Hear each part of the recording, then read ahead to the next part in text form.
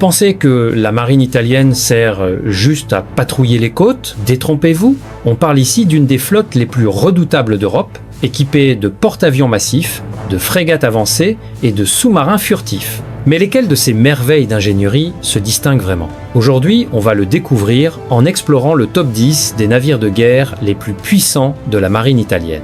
Numéro 10. On commence cette liste avec le petit dernier, mais ne vous laissez pas tromper par la taille. Voici la classe Commandanti. Ces navires sont techniquement des patrouilleurs hauturiers, mais dans le plus pur style italien, ils sont armés jusqu'aux dents. Imaginez un navire d'environ 88 mètres de long qui pèse environ 1500 tonnes.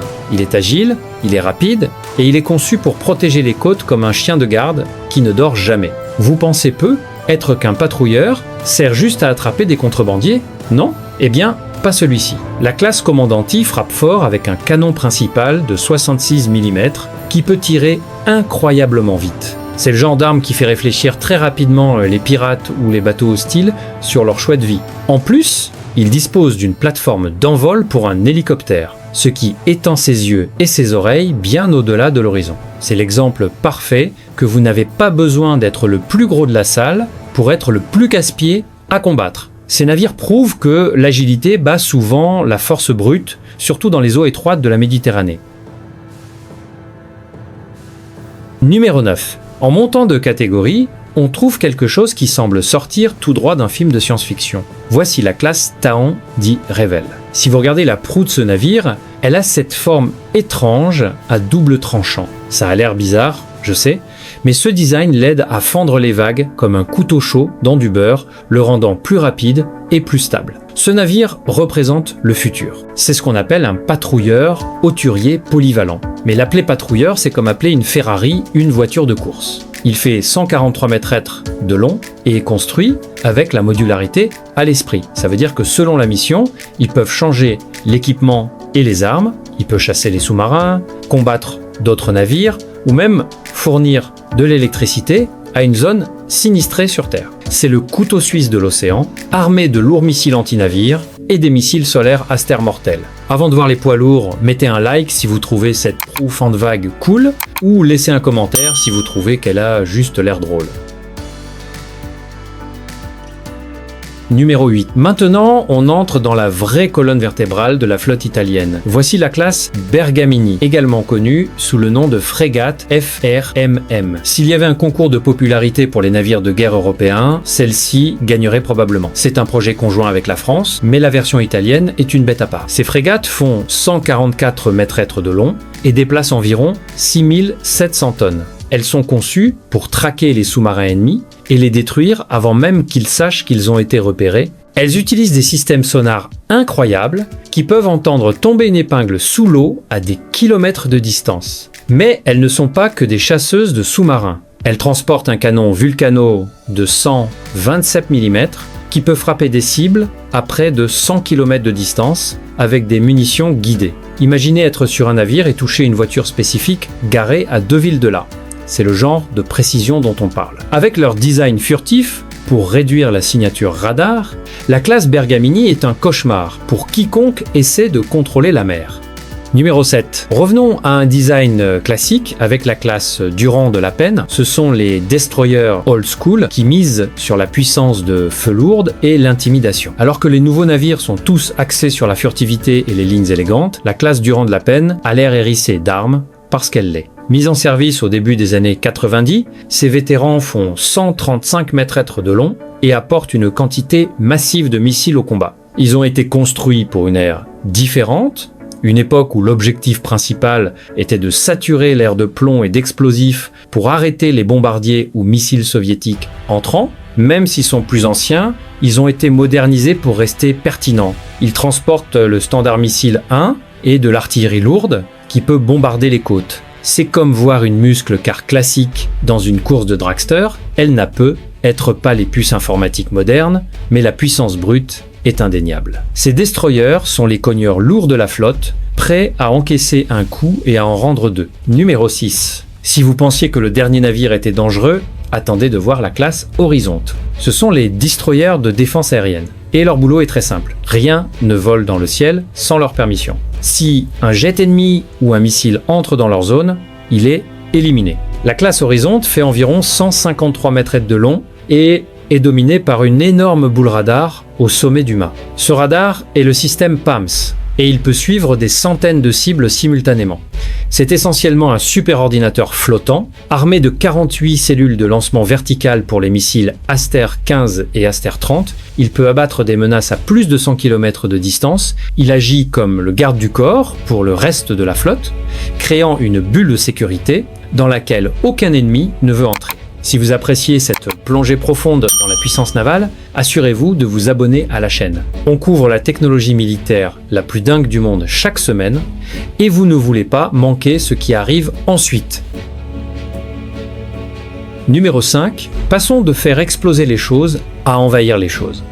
Voici la classe San Giorgio. Ce sont des transports de chalands de débarquement amphibies et ils changent complètement la donne. Une marine ne concerne pas seulement le combat navire contre navire. Parfois, vous devez mettre des bottes sur le terrain, et c'est là que la San Giorgio entre en jeu. Elle a un pont plat qui court sur toute la longueur du navire, lui donnant l'air d'un petit porte-avions.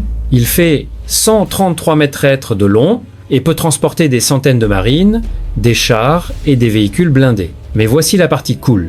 Il a un radier inondable à l'arrière, le navire fait littéralement couler son arrière dans l'eau pour que les engins de débarquement puissent sortir directement de son ventre et prendre d'assaut la plage. C'est essentiellement un cheval de Troie, mais au lieu de Grecs à l'intérieur, vous avez la brigade marine San Marco prête à gâcher la journée de quelqu'un. Ces navires sont également vitaux pour l'aide humanitaire, capables d'apporter des hôpitaux et des fournitures dans les zones sinistrées, partout en Méditerranée. Numéro 4. Maintenant on entre dans le royaume des géants. Jusqu'à récemment, c'était le navire amiral incontesté de la marine italienne. On parle de la classe Cavour. C'est un porte-avions, tout simplement. Il fait 244 mètres de long et pèse plus de 27 000 tonnes à pleine charge. Mais ce qui rend le Cavour vraiment terrifiant, c'est ce qui se trouve sur son pont. Ce navire a été conçu pour opérer le A8B arrière, mais il a été modernisé pour transporter le F-35IB Lightning II.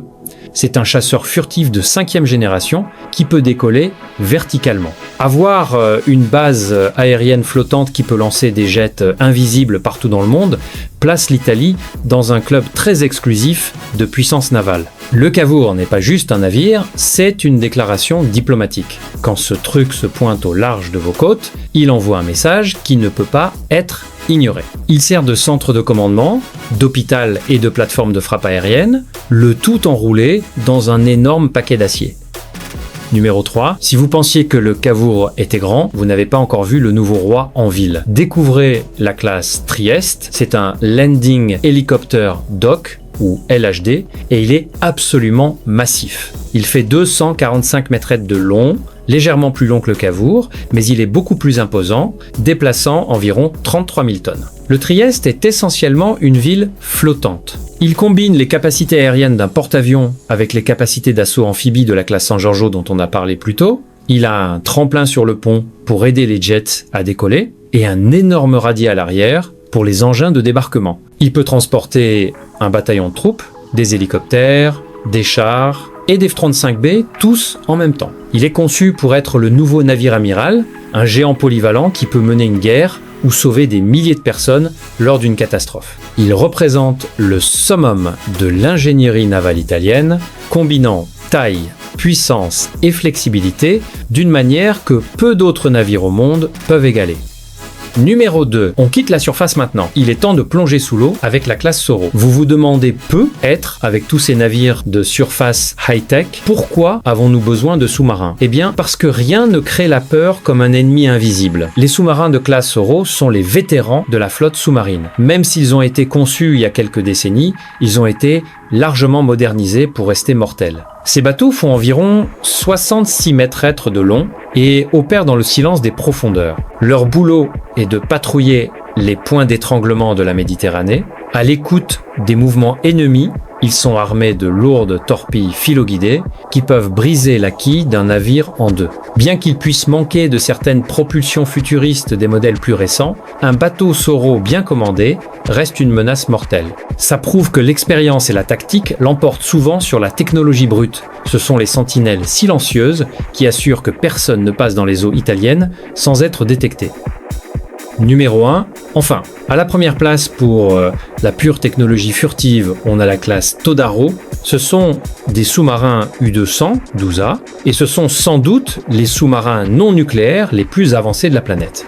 Qu'est-ce qui les rend si spéciaux? C'est quelque chose appelé propulsion anaérobie ou AIP. La plupart des sous-marins diesel doivent faire surface ou utiliser un schnorkel pour recharger leur batterie, ce qui les rend bruyants et détectables. La classe Todaro utilise des piles à combustible pour générer de l'électricité silencieusement sous l'eau. Ils peuvent rester immergés pendant des semaines sans jamais remonter pour respirer. Ce sont pratiquement des trous noirs dans l'océan. Le sonar passe juste à travers eux ou ne rebondit pas. Ils sont petits, environ 56 mètres de long, mais ils transportent les lourdes torpilles Black Shark. Ces sous-marins peuvent se faufiler dans les eaux peu profondes, déposer des forces spéciales ou chasser des porte-avions ennemis sans que personne ne sache jamais qu'ils étaient là jusqu'à ce qu'il soit trop tard. Ce sont les tueurs silencieux ultimes de la marine italienne. Et voilà les amis, c'était les 10 meilleurs navires de guerre de la marine italienne. Laquelle de ces machines vous a vraiment impressionné? Faites-le nous savoir dans les commentaires ci-dessous. Et n'oubliez pas de liker et de vous abonner si vous voulez voir beaucoup plus de classements comme celui-ci.